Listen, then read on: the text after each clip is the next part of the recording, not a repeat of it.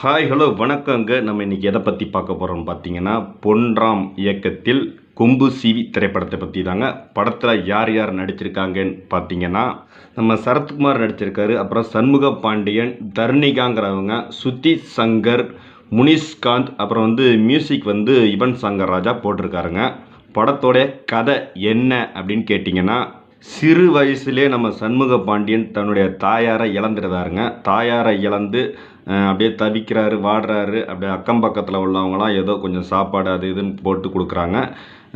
நம்ம சரத்குமார் அவர் பராமரிப்பில் வர்றாருங்க நம்ம சண்முக பாண்டியன். அவருக்கு ஒரு ஆசை, நிறைய பணத்து மேலே படுக்கணும்னு ஒரு ஆசை. அந்த ஆசை நிறைவேறிச்சா இல்லையா அப்படிங்கிறாங்க இந்த படத்துடைய கதை. படம் உங்களுக்கு ஆரம்பிக்கும் போதே நம்ம சண்முக பாண்டியன் அவங்க தாயார் இறந்துடுறாங்க. இறந்த உடனே அவர் சாப்பாட்டுக்கு அதுக்கு ரொம்ப கஷ்டப்படுறாரு.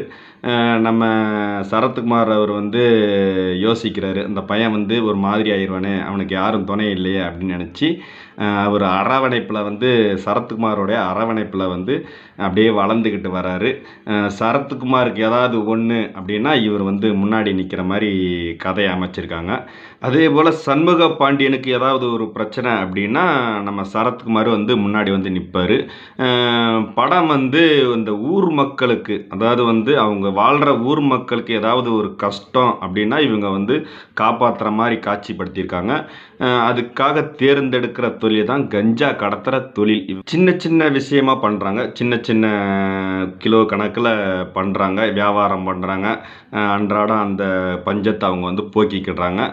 இப்படியே கதை போய்கிட்டு இருக்கு. ஒரு தரகர் வராரு, கஞ்சாவுக்குன்னு ஒரு தரகர் இருப்பார்ல, அந்த தரகர் என்ன சொல்கிறாருன்னா, ஒரு பல்க்கு பெரிய 5 டன் கஞ்சா ஆந்திரா மாநிலத்துக்கு நம்ம கடத்தோம்னா பெரிய தொகை நம்மளுக்கு கிடைக்கும் அப்படிங்கிற ஒரு ஆசையை சொல்கிறாரு. இவங்க சரத்குமாரும் சண்முக பாண்டியனும் சரின்னு சொல்கிறாங்க. ஏன்னு கேட்டிங்கன்னா, அந்த ஊர் பஞ்சத்தில் இருக்குது. பஞ்சத்தில் இருக்கிறனால சரி, ஊர் பஞ்சத்தில் இருக்குது, ஊர் மக்களை காப்பாற்றணும் அப்படின்னா அவ்வளோ பெரிய கஞ்சா டன்னை கடத்தினா தான் அந்த ஊர் மக்களுக்கு ஒரு எது பண்ண முடியும். அதே போல் இவருடைய ஆசை, ஏன்னா இவர் பணத்திலே படுக்கணும்னு இருக்காருங்களா, அந்த ஆசையை நிறைவேறும் அப்படிங்கிற ஒரு கணக்கில் சரி அப்படின்னு சொல்லி ஒத்துக்கிறாங்கங்க. இப்படியே உங்களுக்கு காமெடி, சென்டிமெண்ட்டு, ஒரு சீரியஸு இது அப்படின்னு சொல்லி நிறைய 1-2 ட்விஸ்ட்டு அப்படின்னு சொல்லி நல்லா கலவை கலந்த மாதிரி தான் கதை. திரைக்கதையும் அங்கங்கே சென்டிமெண்ட்டோடு உங்களுக்கு வச்சு நல்லா சூப்பராக அப்புறம் பார்த்தீங்கன்னா, மியூசிக் நம்ம யுவன் சங்கர் ராஜா சூப்பராக போட்டிருக்காரு. எப்படின்னா, படத்துக்கு முக்கிய காரணமே மியூசிக். யுவன் சங்கர் ராஜா போட்டதுனால தான் இந்த ஒரு 2.25 மணி நேரம் படம் நல்லா உட்காந்து பார்க்க முடிஞ்சுது. ரொம்ப போர் அடிக்காமல், ரொம்ப டாப்பாகவும் இல்லாமல் ஓரளவுக்கு நல்லா பார்க்க முடிஞ்சது. காரணமே யுவன் சங்கர் ராஜா தான். ஆனால் பாட்டு ரொம்ப ஹிட்டாக இல்லாமல் அந்த பிஜிஎம், அந்த பேக்ரவுண்டு மியூசிக் ஒவ்வொரு இதுக்கும் நல்லா சூப்பராக பண்ணியிருந்தார் நம்ம யுவன் சங்கர் ராஜா.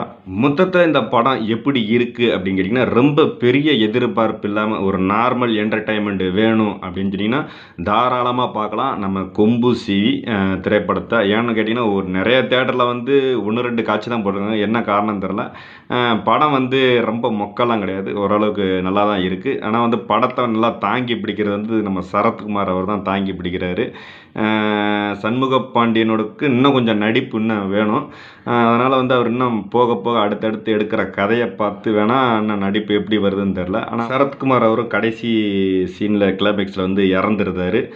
என்ன மைனஸ்ன்னா இந்த காதல் சீன்லாம் ரொம்ப ஒர்க் அவுட் ஆகலை. சண்முக பாண்டியனும் அந்த போலீஸ் கேரக்டராக வர்றவங்களும், தர்ணிகாங்கிறவங்களும் காதல் சீன்லாம் ரொம்ப ஒர்க் அவுட் ஆகலை.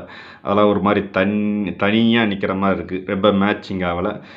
ஒரு சில இது இருக்குது. இருந்தாலும் மொத்தத்தில் ஒரு சின்ன என்டர்டைன்மெண்ட் வேணும், பெருசாக எதிர்பார்க்க இல்லாமல் ஒரு சின்ன என்டர்டைன்மெண்ட் வேணும்னா தாராளமாக போகலாம். ஓகே, தேங்க்யூ, பாய்.